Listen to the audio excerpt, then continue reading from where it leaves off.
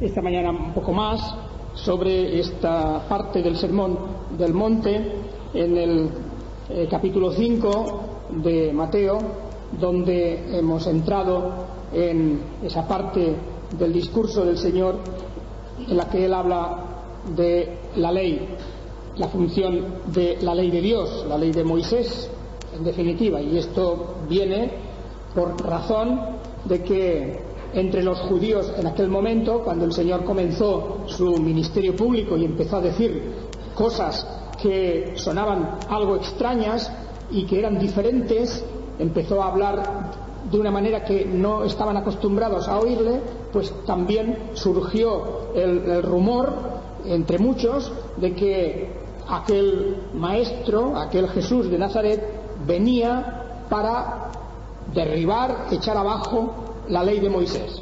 De manera que la impresión que tenían muchos era de que Jesús venía a destruir la ley, que venía a poner casi como una nueva religión.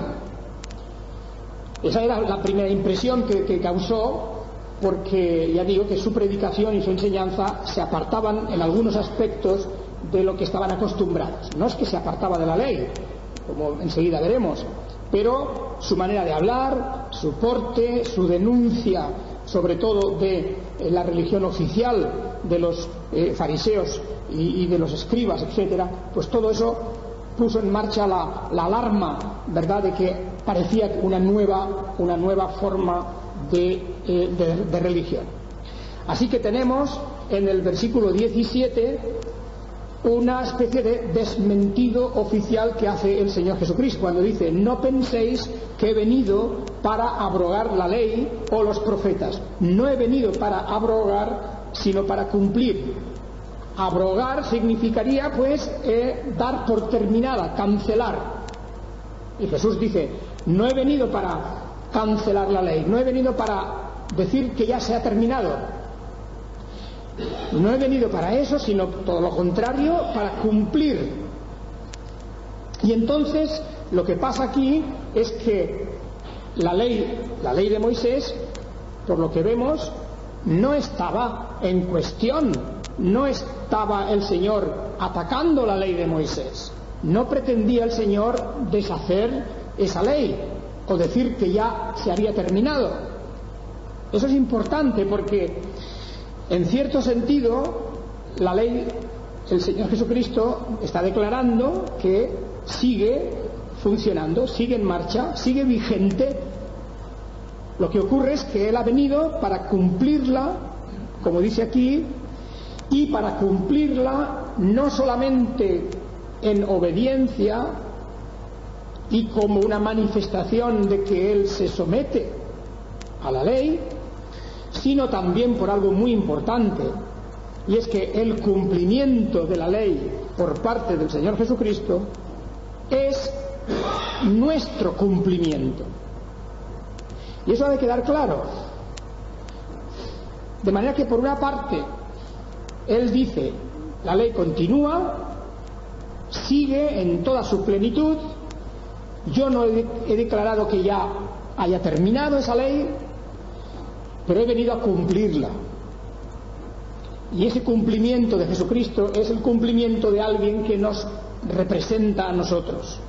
Es de alguien que ha cargado la responsabilidad del cumplimiento de la ley por todos nosotros, los que en Él creemos y los que en Él esperamos. Por esta razón, cuando hablamos más tarde en la Biblia, se habla de la justificación por medio de la fe. Lo que quiere decir esa palabra es que Dios ha considerado y considera justos quiere decir que cumplen la ley, a todos los que creen en la persona de Jesucristo y en su sacrificio. De manera que esa es la idea es de que nosotros somos también cumplidores de la ley, de una manera incluso perfecta, porque la persona de Jesucristo ha asumido nuestra representación, nos representa a Él, estamos en Él, y Él lo ha cumplido todo. Dice, ni una jota ni una tilde pasará de la ley.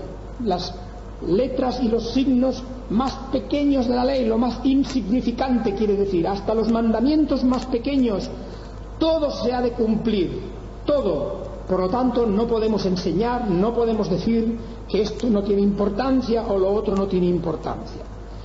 Hay que decir, en la persona de Jesucristo, todo esto se ha cumplido. Claro que sí, y nosotros también lo hemos cumplido. Y ahora lo que ocurrirá, como ya luego se ve en la vida de la Iglesia y en el desarrollo de la Iglesia, es que la ley de Dios sigue siendo para nosotros una luz que alumbra nuestro camino, nuestras sendas. La ley de Dios sigue siendo un modelo para nuestra conducta, y también hemos de diferenciar en la ley de Dios aquello que pertenece al mundo de las ceremonias, de las purificaciones, la parte que podríamos llamar ritual de la ley, porque de esa ley hemos de recoger nosotros ahora, y eso es lo que importa, el extracto de ella, la esencia de la ley. La ley de Dios es una ley que se resume en 2 mandamientos, y esto es lo que para nosotros ha quedado. Para nosotros ha quedado la esencia de la ley, porque todos los mandamientos de la ley, toda la ley, incluso los 10 mandamientos, se resume en el mandamiento de amarás a Dios con todo tu corazón y de amarás a tu prójimo como a ti mismo. Esto es lo que queda para nosotros de la ley.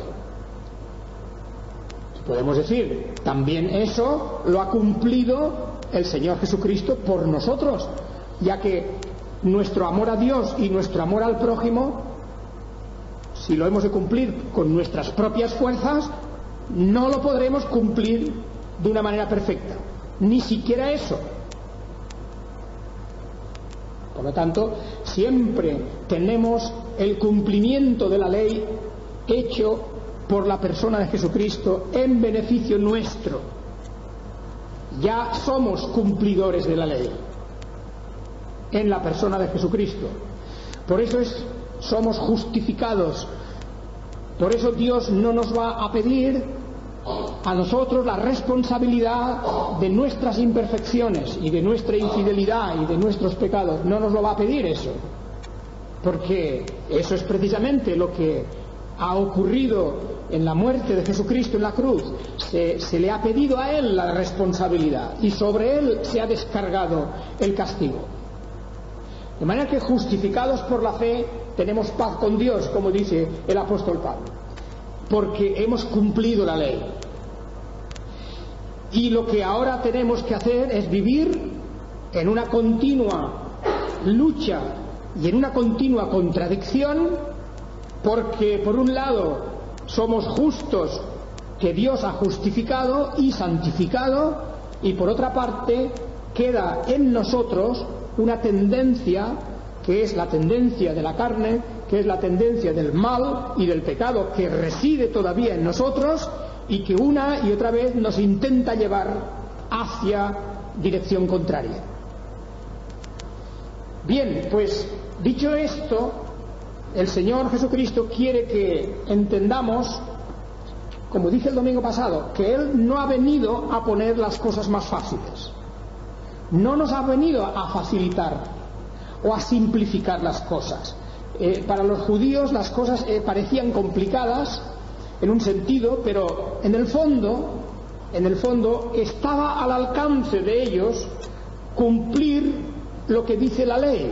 Es decir, por fuera se puede cumplir, en lo externo aparentemente, si uno se esfuerza, si uno se dedica a eso, si uno tiene una motivación muy fuerte, pues resulta que sí que puede hacer eso.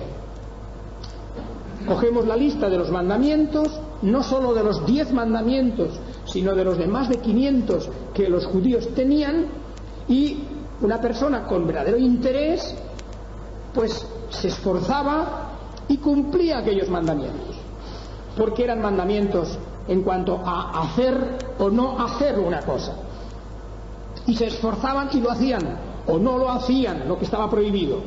Y San Pablo nos dice que él era en ese sentido irreprensible. En cuanto a la ley, irreprensible, nos dice en la carta a los Filipenses, porque él se consideraba prácticamente perfecto en que había obedecido todo lo que aquellos mandamientos decían. Pero claro, estaba muy equivocado. Se le había escapado una cosa, y esa cosa fue la que Dios le reveló. Y es que cuando una persona se siente muy justa, superior a los demás, cree que todo lo hace bien, o que no siente ninguna clase de remordimiento por nada, ni dice que se tenga que arrepentir de nada, a esa persona se le escapa una cosa, y es que Dios mira también el corazón. Dios no solo mira lo aparente, Dios no solo mira lo que nosotros vemos, es que Dios mira mucho más a fondo, y Dios observa las inclinaciones y los deseos y los pensamientos, aunque sean fugaces, aunque sea un instante, Dios también lo examina. Y por eso recordéis como David en el Salmo 51 pedía a Dios que examinara su corazón, no solamente nuestras obras o nuestras palabras, no solamente los actos, es que también Dios examina y mira y analiza nuestras inclinaciones, y no solamente un día o dos, sino a lo largo de toda nuestra vida, todo. Y aquí es donde el Señor viene pues a cortar cualquier intención de que una persona se pueda justificar por sí misma, o que una persona se pueda considerar superior a otra persona, porque lo que está dicho aquí es que, por ejemplo, en relación al mandamiento que dice no matarás, cosa que ya decíamos el domingo pasado, nosotros, gracias a Dios, nos vemos libres de ese pecado, de esa transgresión. Es difícil que una persona llegue a matar a otra, pero hay quien más difícil aún entre las personas que se confiesan creyentes, es difícil que ocurra eso. Podríamos pensar entonces que de ese mandamiento nunca nos tendremos que arrepentir de haberlo transgredido. Uno podría pensar eso, uno podría pensar, mira, matar yo no he matado ni voy a matar nunca, por lo tanto nunca tendré que arrepentirme de este mandamiento, de haberlo transgredido. Y luego podríamos coger otro mandamiento y empezar a pensar igual. Podríamos empezar a considerar y a decir, pues bueno, no es tan difícil, podríamos decir. La ley de Dios, al fin y al cabo, si me esfuerzo un poco, la podré cumplir, porque no he matado ni mataré. Esto otro tampoco lo voy a hacer. No he blasfemado nunca, por ejemplo. Y otra cosa más, y empezamos a poner mandamientos uno tras de otro, por ejemplo, de los 10 mandamientos, y no hablemos si nos referimos a aquellos 500 y pico que tenían los judíos, porque, claro, como San Pablo hacía antes de su conversión a Dios, es que iba tachando uno mandamiento, otro, mira, este no hay nada que temer, aquí no puedo caer, aquí tampoco puedo caer, aquí tampoco puedo caer, ninguno prácticamente, los había ya liquidado todos, y se sentía justo, se sentía recto, se sentía seguro, se sentía por encima de todos los demás, porque pues, según la ley él parecía irreprensible, nadie le podía reprender, ni Dios tampoco. Bueno, esa manera de pensar no solamente que es muy peligrosa, es que es mortal, pero es que además es que es muy frecuente. Sin darnos cuenta, todos nosotros tenemos la tendencia a pensar, yo no he hecho esto y nunca lo haré, y eso me hace sentir por encima del que sí que lo ha hecho. Y por eso el Señor Jesucristo elige aquí 2 o 3 ejemplos, porque no se refiere, esto que pone él aquí no se refiere a los únicos motivos que pueden darse. O sea que hemos de interpretar este sermón del monte de una manera, claro, extensiva. Él coge dos ejemplos. El mandamiento no matarás. Seguramente, claro, uno de los más difíciles que jamás caigamos en transgredirlo.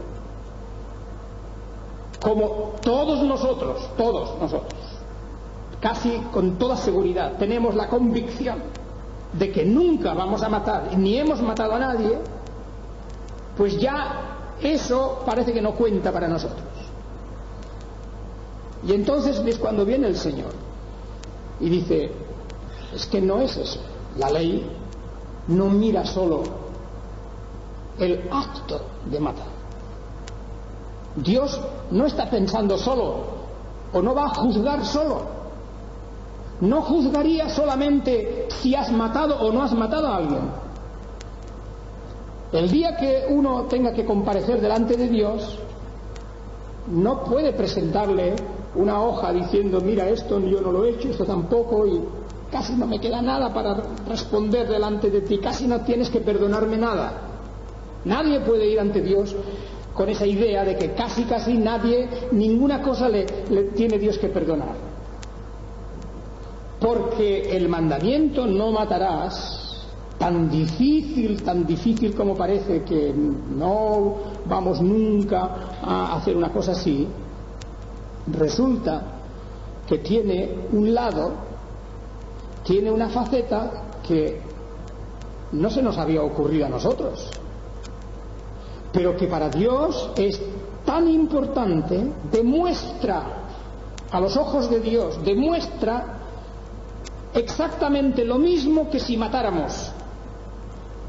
¿Qué es lo que demuestra?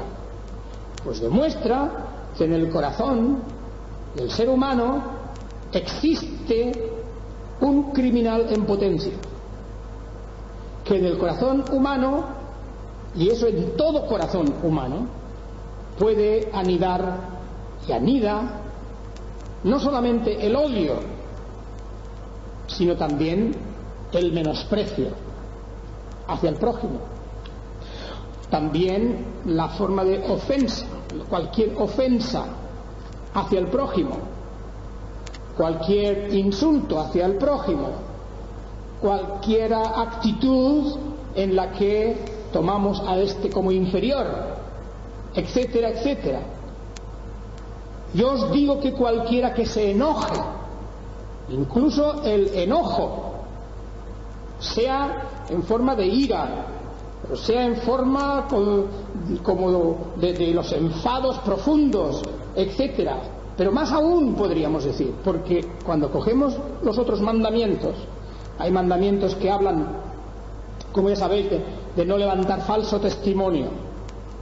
A lo mejor uno puede decir, yo nunca he levantado falso testimonio, o sea, no, de una manera así descarada, de una manera así clara, nunca he levantado falso testimonio, no he dicho que fulano de tal ha matado a tal persona cuando no lo ha matado, o no he dicho cosas así de gordas, cosas así de grandes no las he dicho. Entonces uno podría pensar, pues no he levantado falso testimonio. Pero resulta que cuando Dios mire eso, pues habrán tantas y tantas formas y maneras en que hemos dado a entender algo, hemos insinuado algo, hemos omitido algo, hemos hecho algo que de alguna forma ha dejado en mal lugar a otro, hemos dado la mala impresión sobre el otro, etcétera, etcétera. Y eso podría haber una lista enorme de cosas que resulta que la relación con el prójimo, con cualquiera, no es tan limpia como nosotros nos imaginamos, aunque no le hayamos imputado esa cosa tan grave y tan seria que parecería que sea la única. De manera que cualquiera que se enoje contra su hermano será culpable de juicio, y cualquiera que diga necio, y cualquiera que diga fatuo, etcétera, etcétera. Todo eso hay, esas son formas en las que se manifiesta lo que hay dentro del corazón. Y eso es lo que dice Dios. Eso es igual que si hubieras matado. O sea, ¿en qué sentido es igual? Porque claro, hay diferencias también.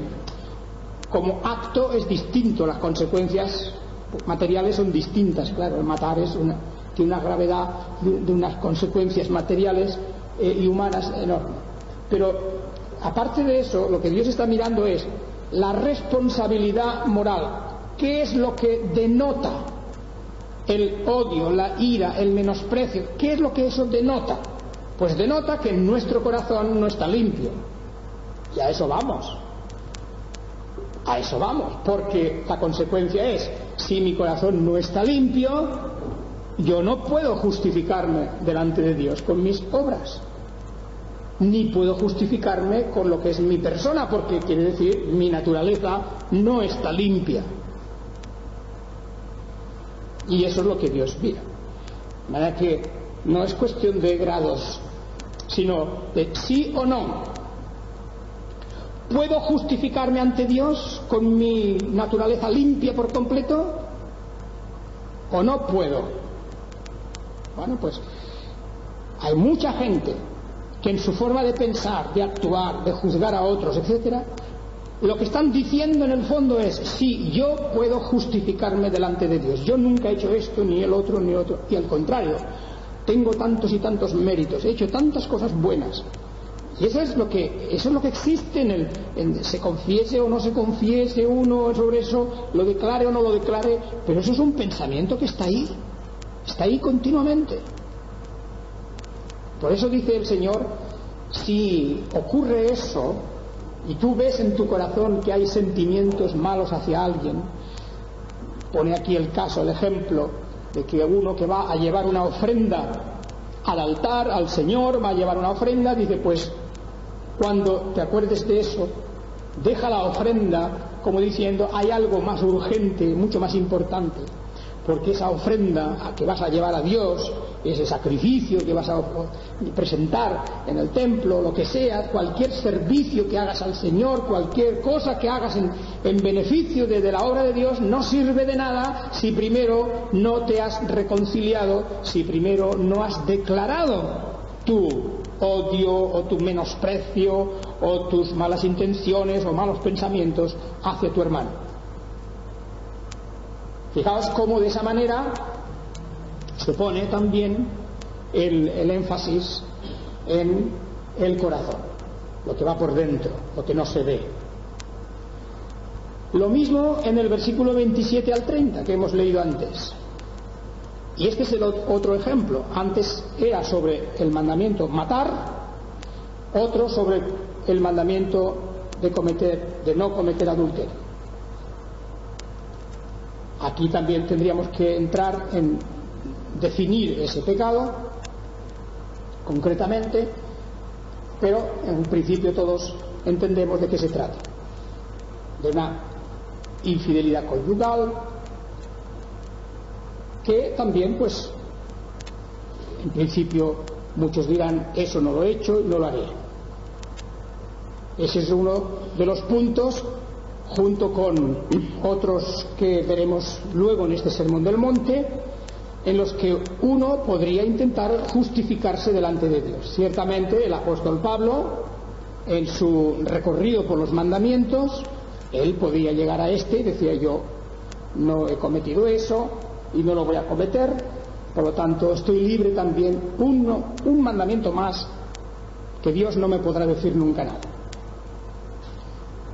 Pues bien, aquí vuelve el Señor a hablar en los términos, fijaos que se está dirigiendo a hombres, pero claro, una interpretación adecuada tendríamos que también invertirlo en el sentido de que también es aplicable a mujeres. Es decir, aquí se trata de hombre o mujer, pero en principio cuando la Biblia habla de estas cosas habla principalmente del tema de los hombres.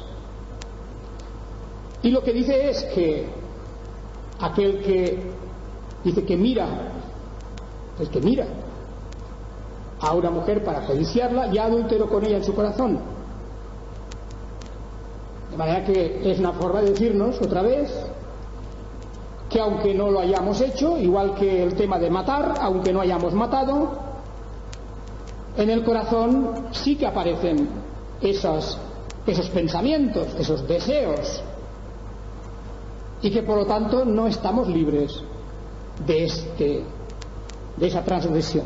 No estamos libres de esa transgresión, porque aunque es verdad que hay una diferencia entre el acto y el pensamiento, a los ojos de Dios no hay tal diferencia. Las dos cosas reflejan lo mismo. Reflejan que en el corazón humano, en potencia, está eso, lo cual quiere decir ese corazón, ese espíritu, esa voluntad, no están en una situación de perfección como la ley exige. El pensamiento, el deseo. ¿Os acordáis que esta cuestión la trata el apóstol de una manera muy directa en la carta a los Romanos, capítulo 7? El capítulo 7, y en el versículo 7 también dice: ¿qué diremos pues? ¿La ley es pecado? En ninguna manera. Pero yo no conocí el pecado sino por la ley, porque tampoco conocería la codicia si la ley no dijera: no codiciarás. ¿Qué quiere decir? Que la ley de Dios, que nos propone un camino de perfección, un camino tan extraordinariamente perfecto, esa ley no es la ley, la causa del pecado. Claro, porque decimos, ¿qué es pecado? Pecado es la transgresión de la ley. En el momento en que traspasamos un mandamiento, ya tenemos lo que es el pecado. La definición de la Biblia es eso. El pecado es la transgresión de la ley. Claro, podríamos pensar, si no hubiera ley, si no hubiera mandamientos, no habría pecado, ¿verdad? ¿Claro? Es así, ese razonamiento ya lo hace la Biblia también. Si no hubiera ley, no habría pecado. Entonces, ¿es que tiene Dios la culpa? ¿Es que tiene la ley la culpa? No, la ley es necesaria. La ley es necesaria porque cumple un objetivo muy importante. En primer lugar, porque la ley es el reflector, la luz poderosa que ilumina todo nuestro ser, nuestros pensamientos, etc., y descubre, entre otras cosas, nuestras imperfecciones. Si no fuera por eso, no lo veríamos. Por eso tenemos que conocer esa ley y mirarla, porque es el espejo que nos dice quiénes somos, cómo somos. Claro, si no queremos saber nada de eso, no la miremos. Y eso es lo que ocurre en el mundo en general, la sociedad que nos rodea. Vemos que prácticamente no hay ninguna conciencia del mal, ni del pecado, ni de nada. Nadie tiene problemas de esos. La gente no tiene problemas ni escrúpulos en cuanto al tema de la ley. ¿Por qué? Pues porque como nunca la miran, nunca se miran en ese espejo, pues todo está bien, todo marcha bien, cada uno tiene su propia ley, su propio código de conducta y ya está. La ley de Dios misma no la miran, pero el creyente sí que la mira, y la tiene que mirar mucho, porque esa es la ley, ese es el espejo donde se nos está diciendo lo que somos. Así que una de las cosas que dice la ley es: no codiciarás. Y aquí es donde descubrió el apóstol que él no era perfecto, aquí en ese mandamiento. Porque mientras eran cosas así como no matarás, no tomarás el nombre de Dios en vano, no tendrás imágenes, etcétera, todos esos mandamientos, ¿verdad? Guardarás el día de reposo, todo eso el apóstol iba repasándolo, iba diciendo: sí, lo hago, sí, todo era que sí, todo lo hacía bien, pero nunca se había pensado, nunca se había detenido a pensar lo que significaba no codiciarás. ¿Qué quiere decir eso de no codiciarás? Codiciar significa tener un deseo. Tener un deseo simplemente es lo que llamamos la concupiscencia, es el deseo de algo. El mero hecho de desearlo, de pensarlo, el mero hecho de tener una inclinación hacia eso, eso ya demuestra que nuestro corazón está podrido. Eso ya lo demuestra. y que por lo tanto no nos podemos justificar delante de Dios. Ahí es por donde Dios a todos nos va a poder coger si quiere. Pero claro, para eso Él ha enviado a su Hijo unigénito, y su muerte en la cruz significa que no nos va a pedir Dios cuenta tampoco. Porque si Dios nos pidiera cuenta de nuestros deseos contrarios a su ley, ¿quién se podría pues justificar? ¿Quién se podría salvar? ¿Quién podría estar libre? Es que es necesario que la muerte del Señor Jesucristo se aplique también a esto, a ese mandamiento. Y el apóstol Pablo no lo había hecho, y él pensaba que en todo era perfecto. Ahora pues, la ley dice: no codiciarás. Y por eso esos deseos cuentan también. El que no los tiene por una cosa los puede tener por otra. Si no los he tenido hasta ahora, los tendré mañana. Si no los he tenido hoy, los tuve hace 10 años. Es igual. Es decir, por todas partes se demuestra que lo que sale del corazón es eso.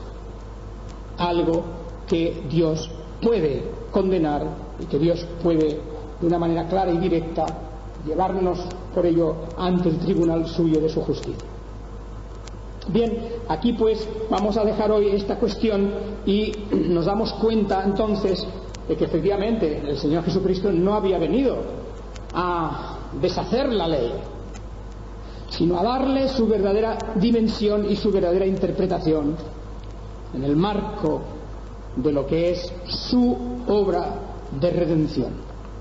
Por eso San Pablo, claro, tiene que llegar en este capítulo 7 de Romanos, llega un momento de desesperación, un momento como diciendo: ¿quién puede entonces ser salvo? ¿Quién puede entonces escaparse de la justicia y de la ira de Dios? Pues nadie puede. Solamente que hemos de pensar, como dice luego enseguida, que justificados por la fe tenemos paz con Dios. Gracias doy a Dios por Jesucristo, Señor nuestro. Así que yo mismo, con la mente, sirvo a la ley de Dios, más con la carne a la ley del pecado. La carne quiere decir la parte de nuestra naturaleza en su estado natural, en su estado de pecado. Ahora pues, ninguna condenación hay para los que están en Cristo Jesús, los que no andan conforme a la carne, sino conforme al Espíritu. También porque gracias a Dios de la obra de su Espíritu se deriva que Él nos aparta del camino del mal, nos hace andar en el camino del bien, pero siempre sin perder de vista que podría en cualquier momento que Él quisiera llevarnos ante el tribunal suyo. En cualquier momento que Él quisiera podría ver en nosotros la imperfección y el pecado, aunque solo fuera en el pensamiento. Y por eso damos las gracias por esa obra de misericordia y amor en la que tenemos la seguridad de su perdón. Que el Señor nos bendiga. Amén.